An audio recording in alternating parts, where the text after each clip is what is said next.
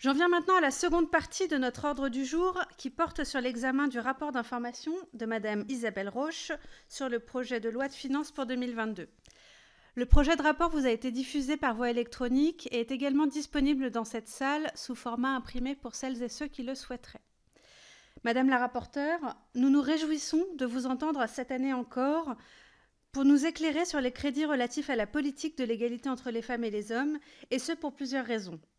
Tout d'abord, en raison des travaux que vous avez menés sur les précédents projets de loi de finances qui vous permettent de mettre en perspective le PLF 2022 avec vos précédentes recommandations, mais également car lors de son audition devant notre délégation le 28 septembre dernier, Madame la ministre déléguée auprès du Premier ministre chargée de l'égalité entre les femmes et les hommes, de la diversité et de l'égalité des chances, Madame Elisabeth Moreno, a annoncé que les crédits du programme 137 Égalité entre les femmes et les hommes allaient croître de 25% en 2022.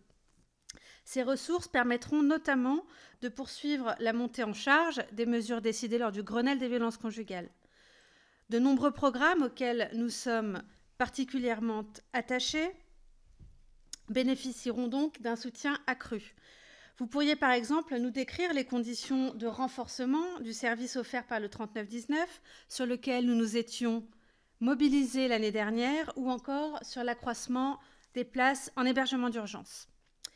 Comme vous le savez, notre délégation suit avec une attention toute particulière la question de la lutte contre la prostitution et de l'accompagnement des personnes en sortie de prostitution. Le confinement a mis en lumière l'étendue des besoins et nous aimerions savoir si, de votre point de vue, Madame la rapporteure, ceux-ci sont au rendez-vous.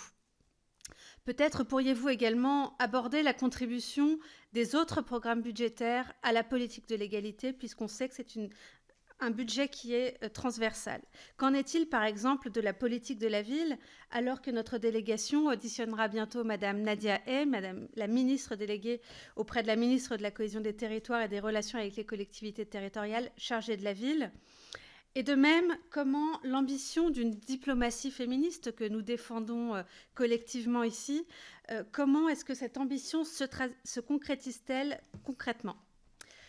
J'ai relevé par ailleurs dans votre rapport d'importants développements consacrés aux questions méthodologiques. Vous abordez notamment les problématiques liées à la présentation et aux moyens d'évaluation des politiques publiques. Vous nous direz comment progresser sur ce point au cours des prochains mois. S'agissant des budgets intégrant l'égalité, je ne doute pas que vous pourrez avoir un échange nourri avec Monsieur Le Bohec, ici présent, alors même que vous avez évoqué ce point lors de l'audition de la ministre et en commission des finances la semaine dernière. Enfin, pour ce dernier budget de la législature, nous nous réjouissons du développement thématique que vous avez retenu, consacré aux conséquences durables de la crise sanitaire sur la politique de l'égalité entre les femmes et les hommes. Voilà, nombreux sont donc les sujets sur lesquels nous avons hâte de vous entendre et d'échanger avec vous. Et sans plus tarder, chers collègues, je vous cède la parole.